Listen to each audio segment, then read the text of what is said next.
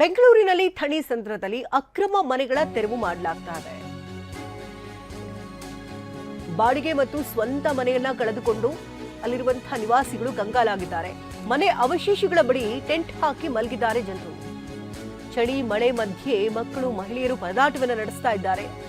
ಸ್ಥಳೀಯರಿಗೆ ಸಂತ್ರಸ್ತ ಸ್ಥಳೀಯ ಜನರಿಂದ ಊಟ ನೀರಿನ ವ್ಯವಸ್ಥೆ ಕೂಡ ಮಾಡಲಾಗಿದೆ.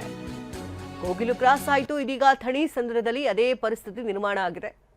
ಅಕ್ರಮ ಮನೆಗಳನ್ನ ತೆರವು ಮಾಡಿರುವುದರಿಂದಾಗಿ ಮನೆಯಲ್ಲಿದ್ದಂತಹ ಜನರೀಗ ನಿರಾಶ್ರಿತರಾಗಿದ್ದಾರೆ. ಯಾವ ಕಡೆ ಹೋಗೋದು, ಏನ್ ಮಾಡೋದು ಯಾವುದೂ ಕೂಡ ಗೊತ್ತಾಗದಂತಹ ಪರಿಸ್ಥಿತಿ. ಬಾಡಿಗೆ ಮನೆ ಇತ್ತು, ಸ್ವಂತ ಮನೆ ಇತ್ತು, ಅದೆಲ್ಲವನ್ನ ಕಳ್ಕೊಂಡಂತಹ ಜನರು ಈಗ ಕಂಗಾಲಾಗಿದ್ದಾರೆ. ಏಕಾಏಕಿ ಮನೆ ತೆರವು ಮಾಡಿದ್ರಿಂದಾಗಿ ಜನ ಪರದಾಡ್ತಾ ಇದ್ದಾರೆ. ಒಂದು ಕಡೆ ಚಳಿ ಗಾಳಿ ಮಳೆ ಬೇರೆ ಇದೆ. ಅಲ್ಲೇ ಟೆಂಟ್ ಹಾಕೊಂಡು ಮಲಗಿದ್ದಾರೆ. ಅವರ ಪರಿಸ್ಥಿತಿ ಹೇಳತೀರದಾಗಿದೆ.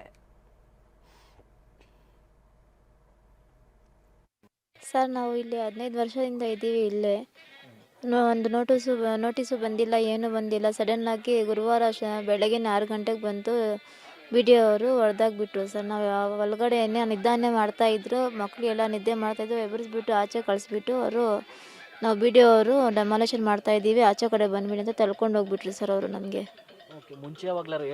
ಇಲ್ಲ ಸರ್, ಏನೂ ಹೇಳಿಲ್ಲ ನಮ್ಗೆ.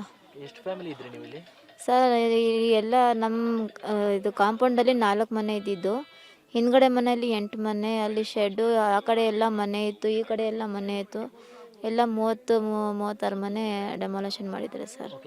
ಇಲ್ಲ ಸರ್, ಇಲ್ಲೇ ಇದ್ದಾರೆ ರಿಲೇಷನ್ ಅವರು, ಇಲ್ಲೇ ಪಕ್ಕ ಇದ್ದಾರೆಲ್ಲ, ಅವ್ರ ಮನೆ ಹತ್ರ ಹೋಗಿ ಮಾಡ್ಕೊಂಡಿದ್ದಾರೆ ಸರ್ ಅವರು. ಸರ್, ನಮ್ಮ ಕಾರಣ ಅಂದರೆ ನಾವು ಕಾಂಗ್ರೆಸ್ ಅವ್ರಿಗೆ ಹೇಳ್ತೀವಿ ಸರ್. ಅವರು ಓಟ್ ತೊಗೊಳಕ್ಕೆ ಬರ್ತಾರೆ, ಇದು ಮಾಡ್ತಾರೆ. ನಮಗೆ ಏನೂ ಹೇಳಿಲ್ಲ, ಏನೂ ಇಲ್ಲ. ಸಡನ್ನಾಗಿ ಬಂದು ಈ ಥರ ಮಾಡವ್ರೆ. ನಾವು ಎಲ್ಲೋಗ್ಬೇಕು, ಏನು ಮಾಡಬೇಕು ಅರ್ಥ ಆಗ್ತಾ ಇಲ್ಲ. ಏನೋ ಒಂದು ಮನುಷ್ಯಾಕ್ತಿ ಸಪೋರ್ಟ್ ಸರ್. ಅದು ಅಕ್ಕಪಕ್ಕ ಇರೋರೆಲ್ಲ ತೊಗೊಂಡ್ಬಂದು ಕೊಡ್ತಾರೆ, ನಾವು ಮಾಡಿಬಿಟ್ಟು ಕೊಡ್ತಾ ಇದ್ದೀವಿ. ನೀವು ನೋಡ್ದಂಗೆ ಎಷ್ಟು ವರ್ಷದಿಂದ ಇದ್ದವು ಸರ್ ಇವರೆಲ್ಲ ಇಲ್ಲಿ? ನಾವು ನೋಡ್ದಂಗೆ ಒಂದು 20 ವರ್ಷ ಒಳಗಡೆಯಿಂದ ಇದ್ದಾರೆ ಸರ್. ಸಣ್ಣ ಮನೆಗಳು ಮಾಡಿಕೊಂಡು ಸಾಲಲ್ಲ ನಮಗೆ. ಹೋಗ್ಬೇಕಂದ್ರೆ ನಮ್ಮ ದೊಡ್ಡ ಫ್ಯಾಮಿಲಿ. ಯಾಕಂದ್ರೆ ನಮ್ಮಮ್ಮ ಇಲ್ಲಿ ಮಲ್ಕೊಂಡಿದ್ದಾರೆ ನೋಡಿ. ಅಲ್ಲಿ ಎಷ್ಟು ಜನ ಇದ್ದೀರಾ ನೀವು ಫ್ಯಾಮಿಲಿ? 6 ಜನ ಇದ್ದೀವಿ ನಾವು. 2 ಮಕ್ಕಳು ಇದ್ದಾರೆ. ಎಲ್ಲಿಗೆ ಹೋಗ್ಬೇಕು ಹೇಳಿ ನಾವು? 3 ದಿವಸ ಆಯ್ತು, ಇವತ್ತಿಗೆ 4 ದಿವಸ. ಇವಾಗ ಏನು ಕೇಳ್ಬೇಕೇನೋ ಗೊತ್ತಿಲ್ಲ. ಅವರೇ ಮಾತಾಡ್ತಾರೆ, ಅವ್ರು ಏನು ಮಾತಾಡ್ತಾರೆ ನಮ್ಗೆ ಗೊತ್ತಿಲ್ಲ. ಅದು ರೂಮ್ ಎಲ್ಲಿ ಸಿಗ್ತಾ ಇಲ್ಲ. ಹೋಗಿ ನೋಡ್ಕೊಂಡು ಬರ್ತಾ ಇದೀವಿ. ನಮ್ಗೆ ಏನು ಸಿಗಬೇಕಣ್ಣ ನಮ್ಗೆ. ಇಲ್ಲಾಂದ್ರೆ ನಮ್ಗೆ 20,000 ಬೇಕಾಗಿಲ್ಲ. ನಮ್ಗೆ ರೂಮ್ ಕೊಡಿಸ್ಲಿ, ನಾವು ಮಾತಾಡ್ತೀವಿ.